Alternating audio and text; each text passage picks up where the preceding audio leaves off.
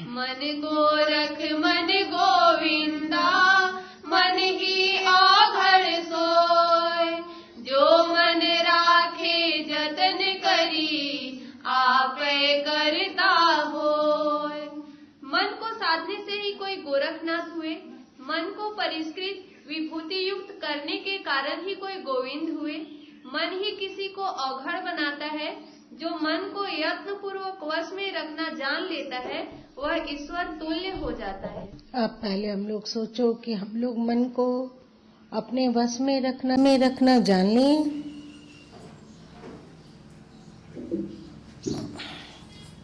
जाने तो मान लेकिन रख नहीं पाए, जान तो लिए कैसे पता नहीं पाए, पर्यटन जा रहे हैं।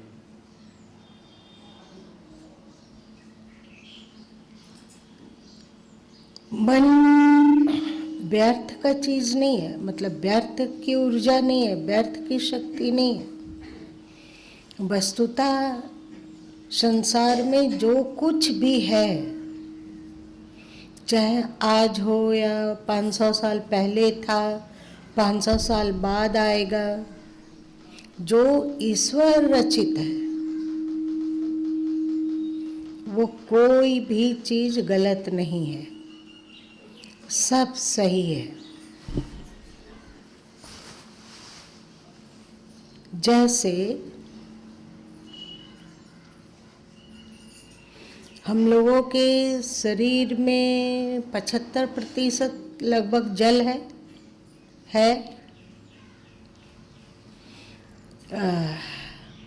जल का हम लोग त्याग कर सकते हैं।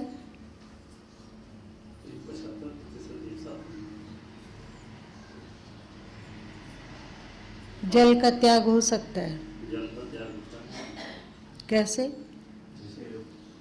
जैसे एकादशी करते हैं तो जल नहीं लेते, एक दिन 2 साल में तो त्याग हो ही जाता। और उपवास भी इसी तरह और भी रहा जाता है। उपवास आप बाहर से जल नहीं ले रहे हैं, पर आपके भीतर तो जल हिलोरे मार रहा है। मतलब हम लोग जल का त्याग नहीं कर सकते। 100% जल का त्याग हम लोग कर सकते हैं। मतलब जल हम लोगों के लिए आवश्यक है। जल को ईश्वर ने बनाया, ये जल गलत नहीं है, पर इसी जल को जब अति स्वीकार कर लिया जाता है, जैसे जल के प्रेम में पड़कर हम किसी समुद्र में के कोने में छलांग लगा दें, चाहे हराती गहराती गहरी नदी में छलांग लगा दें, तो क्या होगा? तो जल खराब है कि अच्छा है?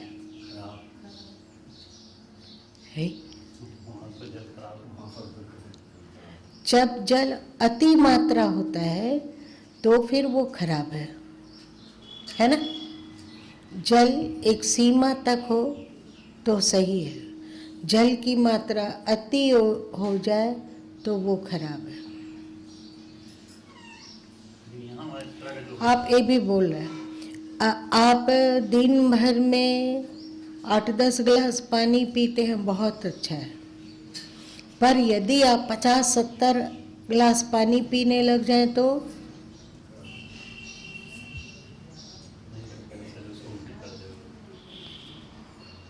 आपको केवल तकलीफ ही देगा, है ना?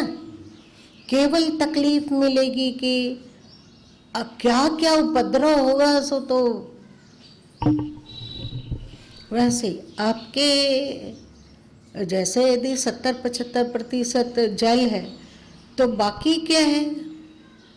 कुछ पृथ्वी का अंश है, कुछ अग्नि का अंश है, कुछ वायु का अंश है, कुछ आकाश का अंश है। सभी एकदम अनुपानित रूप में जितना चाहिए उतना ही है। जठराग्नि आपके भोजन को पचाती है, पर ये जठराग्नि हम लोगों के करतूती के कारण कभी तीक्ष्ण हो जाती है और कभी मंद पड़ जाती है। बरसात वगैरह में हम लोगों की जठराग्नि मंद हो जाती होती है। कहते हैं कि इस समय सुपाच्य खाओ, हल्का खाओ, है ना। जठराग्नि को ईश्वर ने बिल्कुल अनुपानित रूप में बनाया। जितना अनुपात उसको चाहिए उतना ही जठराग्नि है। पर जब हम लोग बहुत अधिक तीखा गरम खाने लग जाते हैं, अथवा मसाला खाते हैं, चाहे मिर्ची खाते हैं, अथवा तेल इत्यादि जो गरम चीज़ है उसको खाते हैं, तो हम लोगों का धीरे धीरे पित्त प्रकुपित हो जाता है, पित्त बढ़ जाता है, जिसको कहते हैं एसिडिटी हो गया। तो आज के समय में पेन 40 लोग रखते हैं, अथवा और भी एंटासिड की दवाइयाँ रखते हैं, तो वो निगलते रहते हैं, तो कहते हैं कि अच्छा लग रहा है। तो वो दवा आपके भीतर जो पित्त बढ़ा हुआ उसको केवल दबा दे रहा है। और यदि हम पित्त बढ़ाने वाली चीज़ों का सेवन करते रहें तो क्या होगा? वो प्रकुपित होगी। आपने बढ़ाया, ईश्वर पित्त को एकदम सही मात्रा में देकर हम लोगों को भेजे। जब हम लोग या तो अति भोजन या अति अल्प भोजन, अति भोजन में भी आदमी मर सकता है और अति अल्प भोजन में भी आदमी मर सकता है।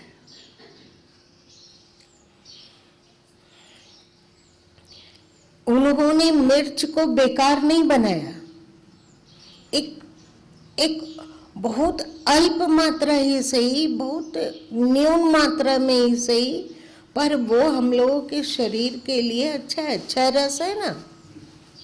कौन कौन बताओ, कौन कौन सा रस अच्छा है? तिक्त, बोलिए, तिक्त, मधुर और लवण और कसैला और मीठा, है ना। ये 6 है। एक निश्चित सीमित मात्रा में आप लीजिए तो ये आपको स्वस्थ रखेगा। पर यदि आप इसकी मात्रा बहुत बढ़ा देते हो, तेल है अथवा शुद्ध घी वगैरह है, घृत इत्यादि है, उसकी छोटी मात्रा हम लोगों के शरीर के लिए आवश्यक है। हम लोगों का जो जितने भी जॉइंट है, इसमें कुछ चिकना फ्लू भरा हुआ है ना। तो इन जॉइंटों के लिए ग्लिसरीन, जैसे आप लोग मोटर वगैरह करते हो, तो उस जरूरी है।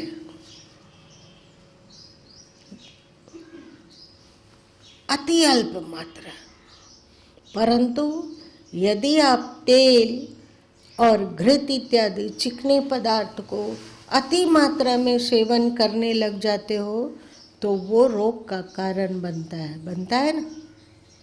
नमक एक अल्प मात्रा में आवश्यक है, लेकिन हम लोगों के पास वो जीभ अभी नहीं है जो ईश्वर ने देकर भेजा था। क्या लगा? अभी हम लोग के पास जो जीभ है, जिह्वा है, वो नहीं है जो ईश्वर ने दिया था। बच्चे लोगों को देखो, जरा सा नमक तेज होता है तो कहता है कि नहीं ये हम नहीं खाता है, अथवा तीता ज़्यादा हो जाए तो बच्चा खा सकता है, एकदम थू थू करता है, क्योंकि अभी उसका जीभ इतना सेंसिटिव है कि जरा सा प्रतिकूल मतलब अप्राकृतिक चीज उसके जीभ में जाता है तो वो थू थू करता है। अब हम लोग बच्चों को धीरे धीरे उसके दूध में पहले तो इतना सा ग्लूकोज डाला जाता था। हम लोग को बचपन की बातें याद है कि माँ लोग चीनी नहीं देकर इतना सा ग्लूकोज देती थी। आप लोग में से किसी को याद है? खैर गुरु माँ ताल मिश्री हमें नहीं मिला। इतना फिर धीरे धीरे हम लोगों ने बच्चों के जीभ के सेंसिटिव पना को कम करना शुरू किया। धीरे धीरे मीठा बनाते गए। अब थोड़ा सा दूध में कम मीठा रहता है तो बच्चे थू थू कर देते हैं, और हम लोग बोलते हैं कि बच्चा तो बिना बढ़िया से मीठा हुए पीता ही नहीं है दूध, बोलते हैं ना। उसको हम लोगों ने बना दिया, हम लोगों ने उसे बनाया। अब यदि कम मीठा होता है तो जीभ में उतना अधिक संवेदना नहीं रही कि वो उस मिठास को अनुभव कर सके। अब थोड़ी थोड़ी जीभ हम लोगों की कुंद होते जा रही है, एक तरह से सोचो लकवा मारना। तो पर्याप्त मीठा रहता है तब जीभ को मिठास की अनुभूति होती है ना। हम लोग जब बच्चे थे तो इतना सा भी मिर्ची मिला तो आह करने लग जाते थे, और अभी बहुत सारे लोग ऐसे हैं कि एकदम तिक्त मिर्ची को दांत से वैसे ही तो काट काट के खा जाते हैं जैसे कि वो कोई ईख खा रहे हो, उनको कुछ नहीं लगता है। ऐसा कैसे हो गया? वही मिर्ची कि नोकी हम लोग इतना सा भी खाएं एक नख के बराबर तो व्याकुल हो जाते हैं, और वही मिर्ची वो एक दो आराम से खा लेता है। उसने अपने जीव की संवेदना को मारने का उपाय किया। धीरे धीरे धीरे जीव की संवेदना अल्प होती गई, वो और अधिक तीखा खाएगा, तब उसके जीव को एहसास होगा कि ये तीखा है। ऐसा होता है ना, होता है ना। अथवा बहुत सारे लोग हैं जो अल्प नमक में उसे लगता है कि एकदम संतुष्ट हो जाओ, ये पर्याप्त नमक है, उसको कम नहीं लगता है। पर जो व्यक्ति अपने जीव की संवेदना को कुंद करता गया, उसे जब तक बहुत तीक्ष्ण नमक ना हो तब तक लगता है कि ये तो एकदम बेकार है, बेस्वाद है। कोई है जो अल्प नमक में ही उसे पूर्ण स्वादिष्ट लगता है। तो बताओ, जीभ को हम लोगों ने बनाया, जहाँ तक ईश्वर ने बनाया वहाँ तक एकदम परफेक्ट है, और जब हम लोग मनमाना करने लग जाते हैं, ईश्वर को जो रित है उसके विरुद्ध चलने लग जाते हैं, तो क्या होता है? हम लोग फिर दुख को सृजन करते जाते हैं। कोई भी चीज, भोजन में कुछ भी ले जाओ, मसाला, भारत में जिन मसालों का प्रचलन किया गया, जैसे धनिया पाउडर हो गया, हल्दी पाउडर हो गया, और क्या है, जीरा हुआ, चाहे काली मिर्च हुआ, चाहे दालचीनी, इलायची इत्यादि हो गया, वो सीमित मात्रा में लीजिए तो वो औषधि का काम करेगी, है ना। और जब उसे आप बहुत बढ़ा देते हो तो वो रोग देने वाले होते। डॉक्टर बोलते हैं ना कि अधिक मिर्च मसाला मत खाइए, तला भुना हुआ ज़्यादा मत खाइए। तो हम लोगों ने अपने जीभ को बिगाड़ा, और ईश्वर के रित में जितनी आवश्यकता थी उतना ना लेकर मनमाना उसका उपभोग करने लग जाते हैं, तो हम लोगों का शरीर रुग्ण बनता जाता है। होता है ना। कोई भी चीज, पानी जीवन के लिए जरूरी है, जल 8-10 गिलास पी लो, चलो 12 गिलास तक पी लो, चलेगा। पर आप 15, 18, 20, 25, 30, 35, 70, 80 गिलास पानी पीते हो तो आपका मरने के लिए तैयार हो जाओ, असमय में मरने के लिए। कोई भी चीज है, ईश्वर के द्वारा निर्मित कुछ भी व्यर्थ नहीं है। काम, काम मतलब क्या होता है, जिसे आप लोग कल विकार के रूप में सुने थे ना जी, परसों भी इस पर सुने थे ना। तो 6 विकार हैं काम। सृष्टि में ऐसा कुछ भी नहीं है जो ईश्वर ने ना बनाया, और परमात्मा का बनाया हुआ कोई चीज व्यर्थ नहीं हो सकता है। ये काम, काम का 2 अर्थ ध्वनित होता है, काम से कामना और काम से वासना। अब बताओ, यदि वासना ना हो तो सृष्टि की अग्रसरता होगी? हम लोग मर जाएंगे, फिर सृष्टि खत्म। तो वासना गलत नहीं है, वासना एक सीमा तक परफेक्ट है, पर यही वासना जब सिर पर चढ़कर आदमी का बोलने लग जाता है और रित कानून सब खत्म हो गया और व्यर्थ ही वो आदत में परिणत हो गई।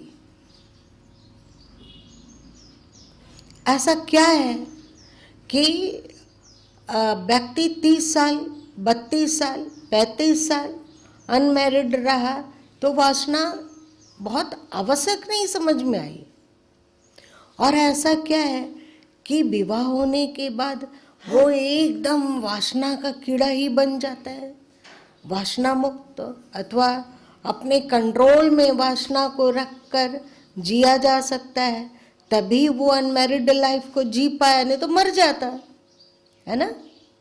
वासना को कंट्रोल करके जिया जा सकता है, पर विवाह के बाद ऐसा क्या हो जाता है कि वासना का त्याग करना एकदम टेढ़ी खीर जैसा लगता है।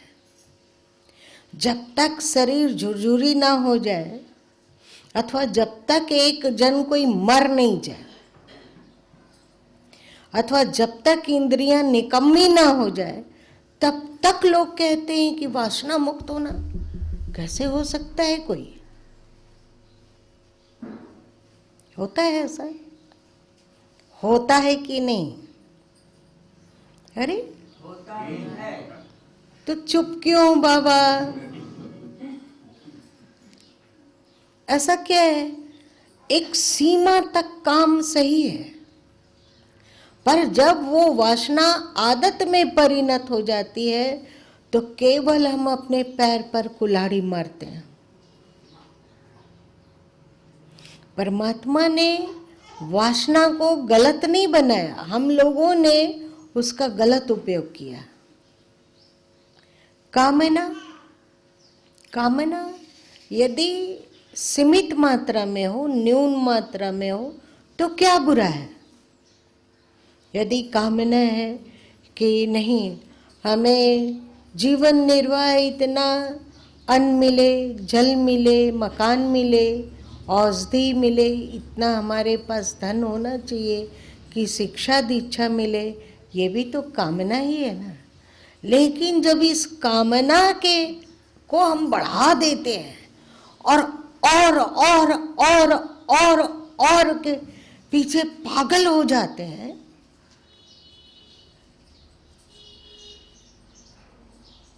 तो यही कामना जी का जंजाल बन जाता है कि नहीं? रोटी कपड़ा और मकान की कामना करना क्या बुरा है? इसी कामना के द्वारा हमें अपनी इंद्रियों का निग्रह करना है, ये भी तो एक कामना ही है ना। हमें कामना मुक्त होना है, ये भी तो एक कामना ही है ना। हमें सही जीवन जीना है, ये भी तो एक कामना है। हमें भली भांति सही शिक्षा दीक्षा प्राप्त करना है, ये भी तो एक कामना है।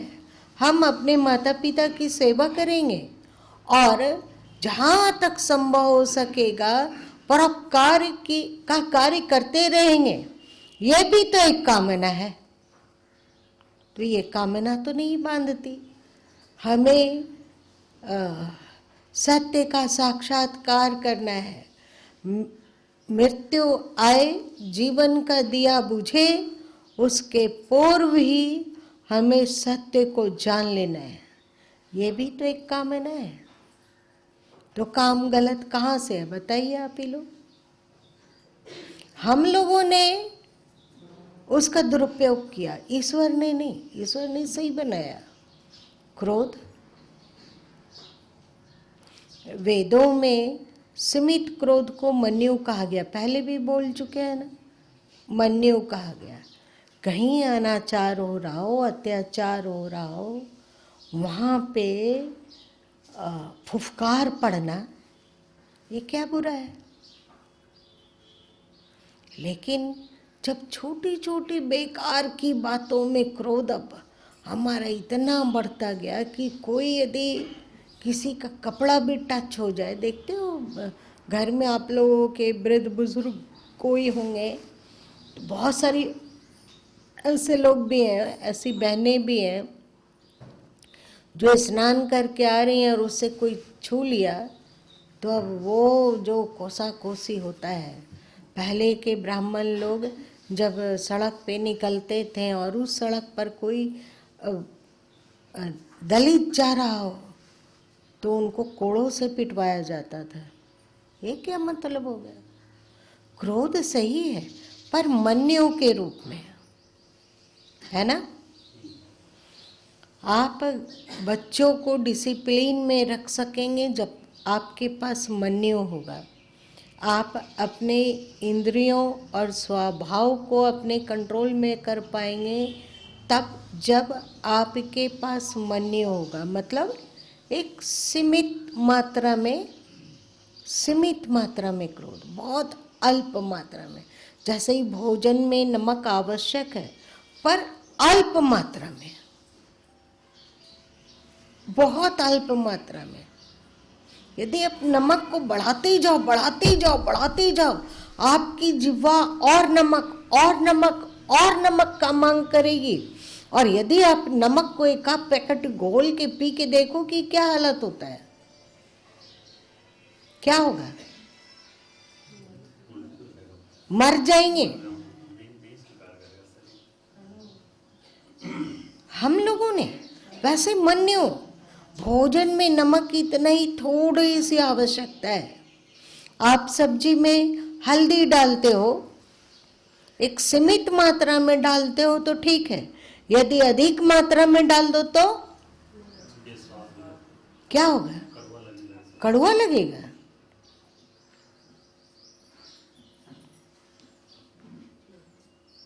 ये रीत है। आप अधिक मात्रा में छोटी छोटी बात में उत्तप्त हो जाते हो, आंखें बड़ी बड़ी हो जाती है, लाल लाल हो जाती है और कुछ का कुछ बकने लग जाते हो तो सोचना कि आपने क्रोध का दुरुपयोग किया। ईश्वर के रीत के अनुसार क्रोध को नहीं अपनाया। और लोभ, जिसे पाप का बाप कहा जाता है ना, क्या लोभ को भगवान को नहीं बनाना चाहिए था। सोचो, हम सफल जीवन जिएंगे, ये भी तो लोभ ही है।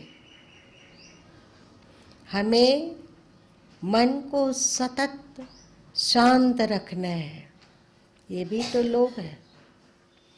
इसी लोभ के कारण अब जब बच्चे बड़े हो जाते हैं तो वे अर्थोपार्जन में लगने की इच्छा रखते हैं। क्यों? क्योंकि सामान्य रूप से भली भांति जीवन का निर्वाह हो सके, भोजन की आवश्यकता पूरी की जा सके, वस्त्र की आवश्यकता पूरी की जा सके, सिर पर एक छत की आवश्यकता पूरी की जा सके, शिक्षा की आवश्यकता पूरी की जा सके, औषधि की आवश्यकता को पूरी की जा सके। तो लोभ गलत कहाँ है?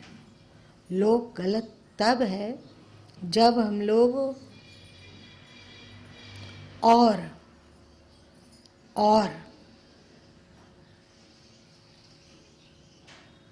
आप लोगों में से किसी को याद है जब आप पहली पहली बार कमाए थे और आपको 10 रुपया मिला था अथवा 50 रुपया मिला था, तो कैसी अनुभूति हुई थी? किसी को याद है? बताओ कैसा लगा था? जीवन की पहली कमाई जो है अपने से जरूरत को उपार्जन करता है, बहुत अच्छा लगता है। बहुत अच्छा लगता है। और जब यही और में बढ़ता जाता है ये लोभ, तो क्या होता है? तब क्या होता है? तब व्याकुलता होती है, तब टेंशन बढ़ते जाता है, तब चिंता बढ़ती जाती है।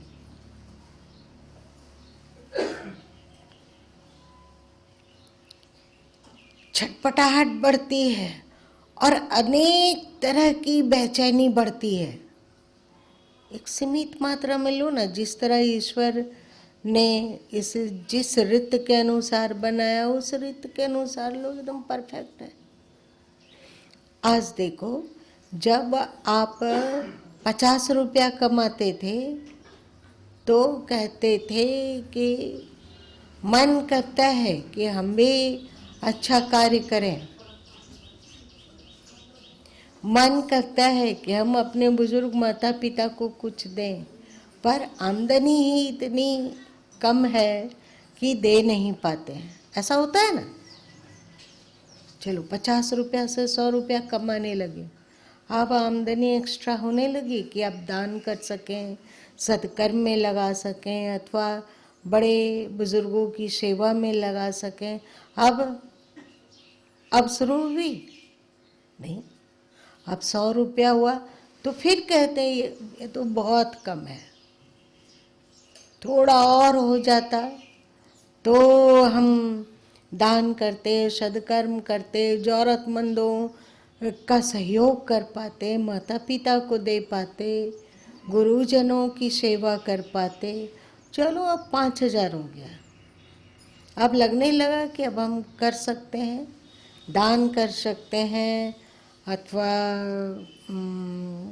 सदकर्म कर सकते हैं, गुरुजनों की सेवा कर सकते हैं, लगने लगा। याद कीजिए, जब आपके पास पहला 1 लाख रुपया हुआ था, उस समय क्या हुआ था? बोलिए, किसी के पास 1 लाख से अधिक 1 लाख वाला अनुभव किए हैं कि नहीं? बहुत अच्छा लगा था, बहुत अच्छा लगा था। जैसे हम लोग नमक खाने की आदत बढ़ाते जाते हैं तो जितनी आवश्यकता है उतनी नमक हमारे जीभ को नमकीन नहीं लगता है कि नहीं? और का जीभ मांग करने लग जाती है। पहले किंचित नमक से जीभ संतुष्ट हो जाती थी, अब पर्याप्त नमक हो तब जीभ संतुष्ट होती है। पर चलो, कभी तो संतुष्ट होती है, पर हम लोगों का संतुष्टि नहीं है। 1 लाख जब आपके पास हुआ था तो आप कितने प्रसन्न हुए थे, कितने प्रफुल्लित हुए।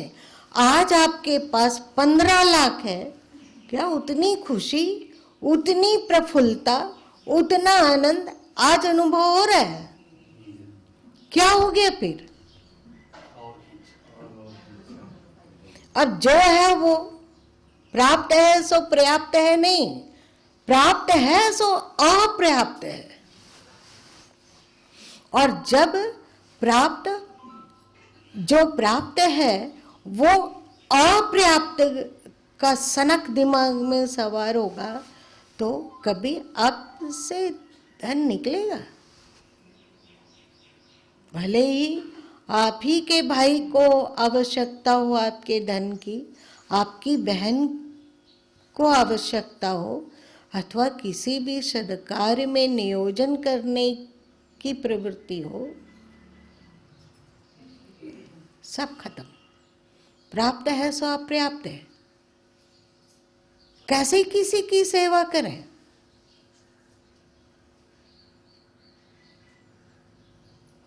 कैसे करें? कहाँ दान दें? कैसे देंगे? तो देखो लोभ को हम लोग दुरुपयोग किया, लोभ का दुरुपयोग किया कि नहीं? ईश्वर ने लोभ को बुरा नहीं बनाया,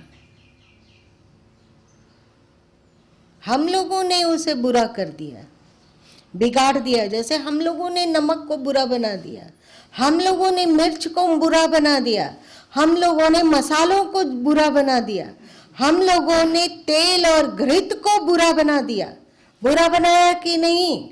हमने बुरा बनाया। भगवान ने उसकी संरचना बुराई के लिए नहीं की थी, हमने उसे बुरा बना दिया अपने और के पागलपन के कारण, है ना? धन कहाँ बुरा है?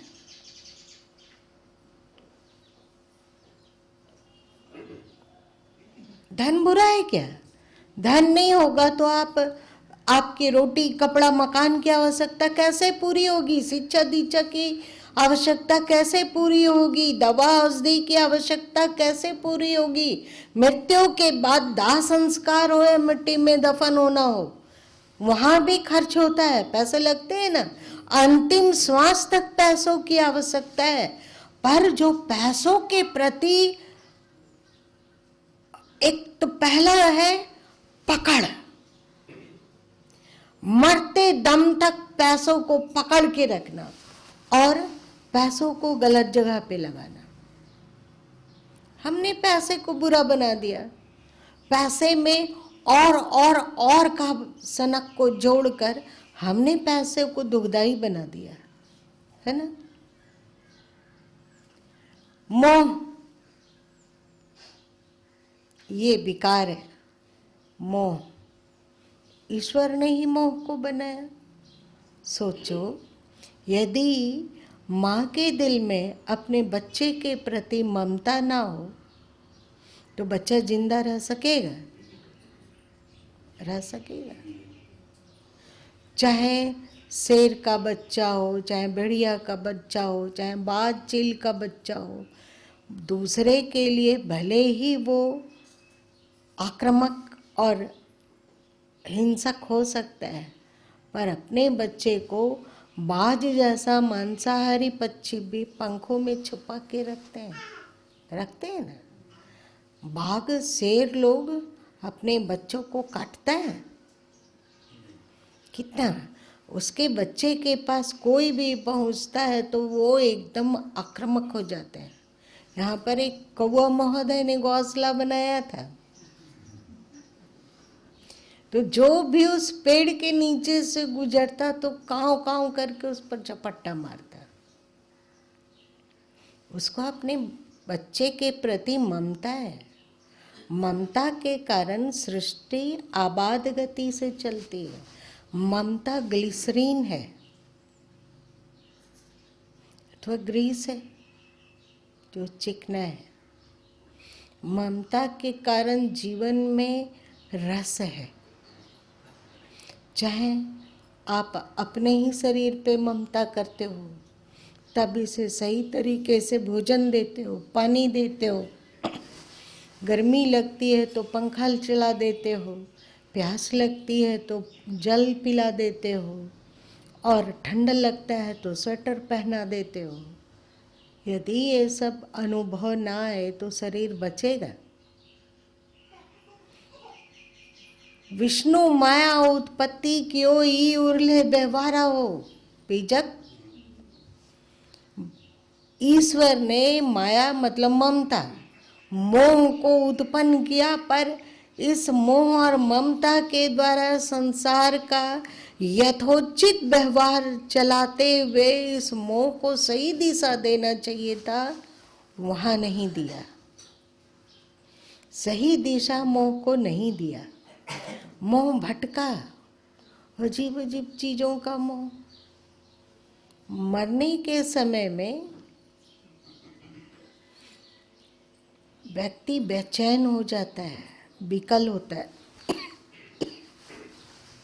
उसे घबराहट होती है, पसीना, बहुत सारे मरणासन व्यक्ति के चेहरे वगैरह में पसीना आने लगता है। क्यों? इतना मेहनत से घर बनाया, एड़ी चोटी एक करके, खून पसीना एक करके घर को बनाया, सजाया। जिन बच्चों को पाला पोसा, जिन बच्चों से सुख लिया, बच्चों को सुख दिया, बच्चों के लिए जिया। जो पत्नी अथवा पति हमारा हमसफर था, और क्या, जीवन साथी, हाँ जीवन साथी था, उसको सदा के लिए छोड़ रहे हैं। कैसा लगेगा? कल्पना करो, सदा के लिए छोड़ रहे हैं। घर द्वार को 10 दिन 15 दिन के लिए छोड़ के हम लोग कहीं तीर्थ यात्रा अथवा परिभ्रमण के लिए जाते हैं तो 10 बार कहते जाते हैं कि घर का ठीक से ख्याल रखना, अंदर से बंद कर लेना, बिना देखे दिन दोपहर को भी घर दरवाज़ा मत खोलना, बोल के जाते हैं ना। तुम लोग हमेशा किसी न किसी घर, इस घर में रखना। रात में किसी को सोने का इंतजाम कर देते हैं कि रात में जाके घर में सो जाना, जिससे ऐसा ना हो कि घर चोरी हो जाए, वहाँ रखा हुआ चीज़ या और। इतनी चिंता होती है। अब मरणासन है, अब सदा के लिए घर को छोड़ना है, सदा के लिए बच्चों को छोड़ना है, सदा के लिए जो हमने कमाया, पैसे रुपये ज्वेलरी गहने, सदा के लिए छोड़ना है।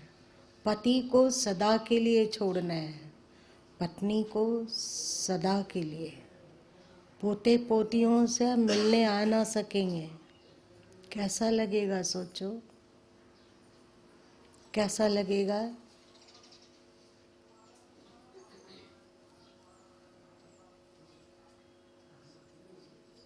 चुप क्यों हो सब? अपने ऊपर घटा के देखा जा रहा है। सदा के लिए। Bye bye.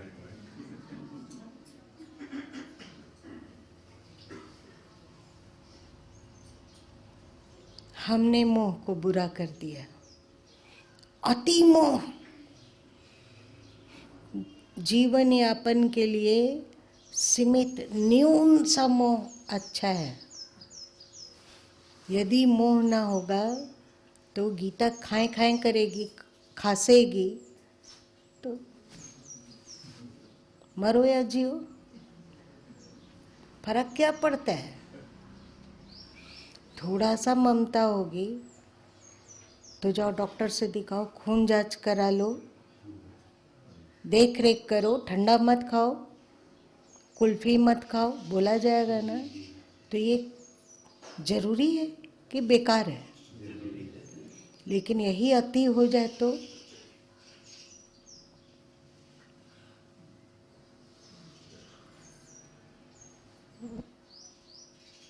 मरने के समय याद आने लगे कि गीता को छोड़ के जा रहे हैं, कैसे रहेगी वो मेरे बिना। तो बेचैनी, अंतिम में तड़प, मन करेगा कि नहीं जाना है, नहीं जाना है। कौन मरना चाहता है बताइए? मन करेगा नहीं जाएंगे, छोड़ के नहीं जाएंगे, सब चीज छूटेगा, नहीं नहीं नहीं, ये हमसे नहीं होगा, हमें चाहिए, साथ चाहिए, उसे हमारा साथ चाहिए, हमको उसका साथ चाहिए। नहीं, लेकिन वहां पर किसी की पैरवी चलेगी। आप बोलो, वो व्याकुलता और बेचैनी और तड़प, अंतिम में सबको छोड़कर जा रहे हैं। हमने मोह को अति बढ़ा लिया कि मरने समय भी मुस्कुराते हुए नहीं जा पाते हैं, व्याकुल बेचैनी लेकर जाते हैं। होता है ना? हम लोगों ने मोह का दुरुपयोग किया। फिर काम, क्रोध, लोभ, मोह, मद। मद मतलब क्या होता है? अहंकार, मतलब घमंड। बताइए, घमंड बुरा है क्या? सीमित मात्रा में, दाल में नमक की तरह सीमित मात्रा में। नहीं भाई, व्यवस्था करिए कि जो आवश्यक है अन्न का, वस्त्र का, मकान का, वो आवश्यकता पूरी हो गई है। पर यही घमंड जब अति हो जाता है तो हम लोग व्याकुल होते हैं ना। फिर अहंकार होने लगता है। अहंकार का अर्थ होता है मैं। यदि थोड़ा सा भी मैं ना रहे तो इस देह को पालेंगे पोसेंगे क्यों?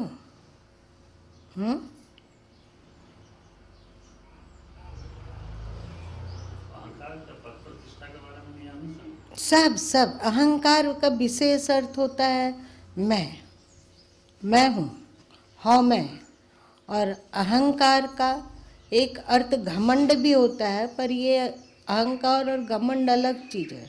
जो प्राप्त चीज है उस पर घमंड करना। और मैं के साथ अगर मेरा जुड़ा हुआ हो तो मेरा है तो घमंड है। सीमा तक ठीक है, असीम होने पर अकड़ कोई भी उसे पसंद नहीं करता है। और हद होती है आदमी की। बिना मतलब का अहंकार लोग करते हैं अथवा घमंड करते हैं। यदि कोई बढ़िया शरबत बनाता है तो शरबत बनाने का घमंड।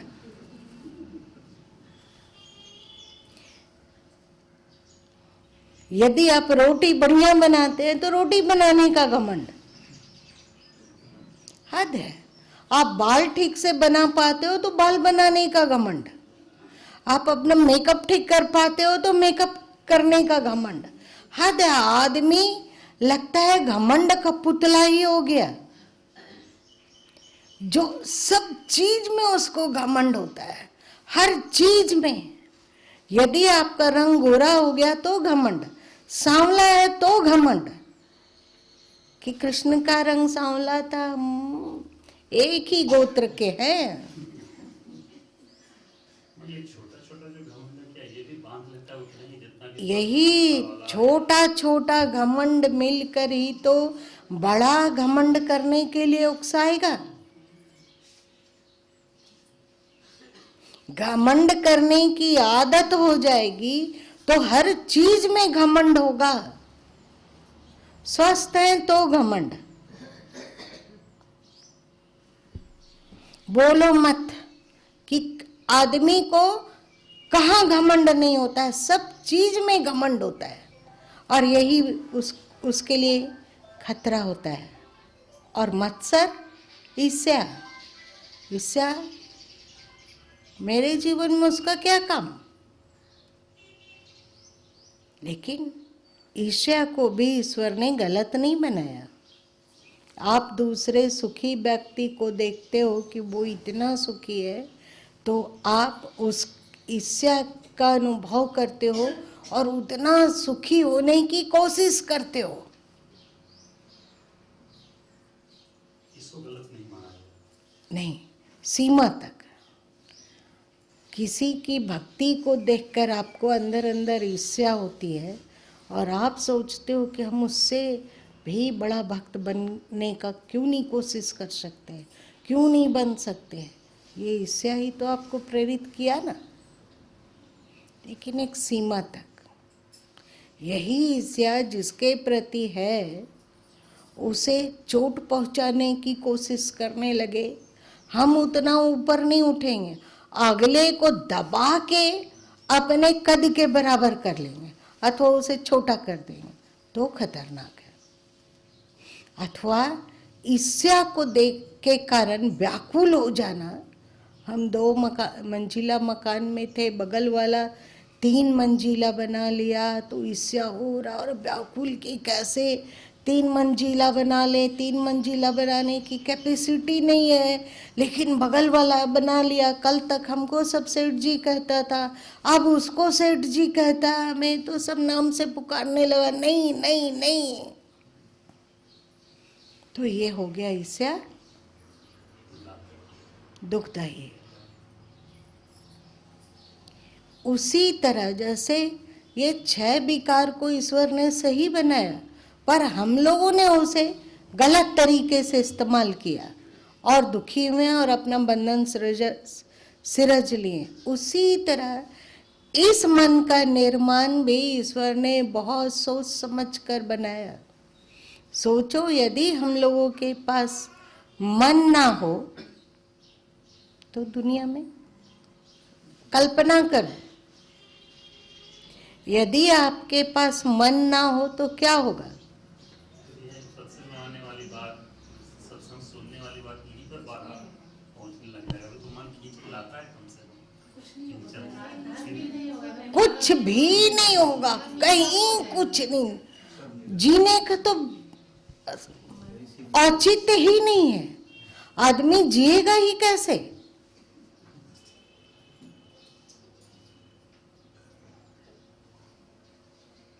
ये मन एक घोड़ा है, एक कार है। इसके द्वारा तुम दुख की ओर भी यात्रा कर सकते हो और इसी मन के द्वारा आप सुख की ओर भी यात्रा कर सकते हो। इसी मन के द्वारा प्रकृति की भी यात्रा कर सकते हो और इसी मन के द्वारा परमात्मा तक की भी यात्रा कर सकते हो। बहुत अधिक दूर तक ये मन आपको अध्यात्म के से में आगे भी बढ़ाएगा, सुख की ओर भी आगे बढ़ाएगा। ठीक है कि अंतिम मोहना पर आपको बिना मन का कुछ कुछ देर होना होता है। आप परमात्मा में डुबकी लगाने का है तो 5 मिनट, 2 मिनट, 4 मिनट के लिए बिना मन के हो जाइए और जैसे ही आप बिना मन के होते हैं वैसे ही आप परमात्मा में डुबकी लगा लेते हैं, मतलब आपका डुबकी लग जाता है। और जब आप बाहर निकलते हैं डुबकी लगाकर, फिर अब आपका मन आपके साथ है। जब डुबकी लगा रहे थे उस समय मन नहीं था, अब जब बाहर निकले तो मन साथ है। अब एहसास होगा, थोड़ी थोड़ी अकथ जोड़ी कहा था बीजक दूसरा शब्द, कि अब ज्ञानी लोग जिसको कि यह अनुभव हुआ वो जोड़ जोड़ कर सोचता है और कहता है कि उस वहाँ का आनंद, वहाँ की शांति बेहतरीन था, लाजवाब था। ये भी मन ही के द्वारा हो रहा है। हम लोगों ने मन का दुरुपयोग किया है ना। क्या है मन के बारे में, फिर से पढ़िए। मन गोरख मन गोविंदा, मन ही अवघड़ सोय, जो मन राखे जतन करी आपे करता हो। यदि मन को जतन पूर्वक रखा जा सके, परमात्मा के रीत के अनुसार रखा जा सके, तो व्यक्ति स्वयं ही ईश्वर है। सिद्ध, योगी और ईश्वर मनुष्य ही है, और ईश्वर भी मन ही बनाएगा, सिद्ध भी मन ही बनाएगा, योगी भी मन ही बनाएगा। याद कीजिए, बीजक में सदगुरु कबीर साहब कहते हैं कि यदि भक्ति भी हो रही है तो ये मन के ही कारण हो रहा है। ज्ञान भी हो रहा है कि मैं आत्मा हूँ, ये किसको हो रहा है? मन के कारण है। मन हमारा दुश्मन नहीं है, हमने उसे दुश्मन बना दिया। उसमें कचड़ा भरते भरते भरते हमने उसे बोझिल बना दिया और दुश्मन बना दिया। सत्य के मार्ग पर मन के द्वारा गमन ना करके हम असत्य और धोखा फरे पतन के मार्ग में गमन किया। मन दुष्ट नहीं है, हम लोग दुष्ट हैं। ठीक है, भगवान का बनाया हुआ कुछ भी बुरा नहीं है। तो माया हम लोग जो दुष्ट की बात आ रही है, वो हम फिर कौन कर रहा है? जो मन को स्वीकार किया और मन की बुराइयों को स्वीकार किया, वो जीव।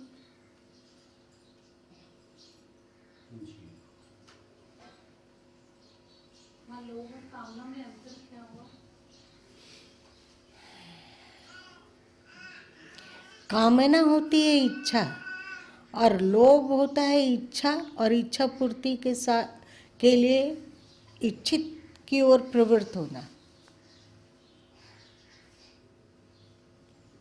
समझ में बात आई? कामना है, 10 तरह की कामना है, पर जब उसकी पूर्ति हेतु हमारी प्रवृत्ति ही नहीं है तो क्या हुआ? कुछ बात नहीं है। लोभ होता है जो कि कामना पूर्ति के लिए आपको प्रवृत्त कर देता है, उसकी प्रवृत्ति। ठीक है? इसका मतलब कामना प्रारंभिक और उसका अगला स्टेप लोभ। हाँ, कामना को आप पहला और लोभ को उसकी अभिव्यक्ति।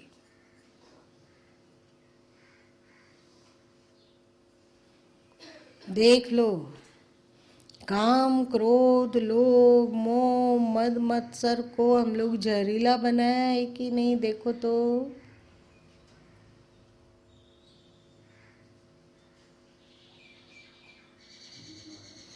कबीर मन तो एक है, चाहे जहाँ लगाओ, चाहे गुरु की भक्ति कर, चाहे विषय कमाओ, है ना भी शाखी ग्रंथ में। बस भगवान के उपादानों को जिस हेतु परमात्मा ने बनाया है उसमें ही प्रवृत्त करो और सत्य की ओर बढ़ो।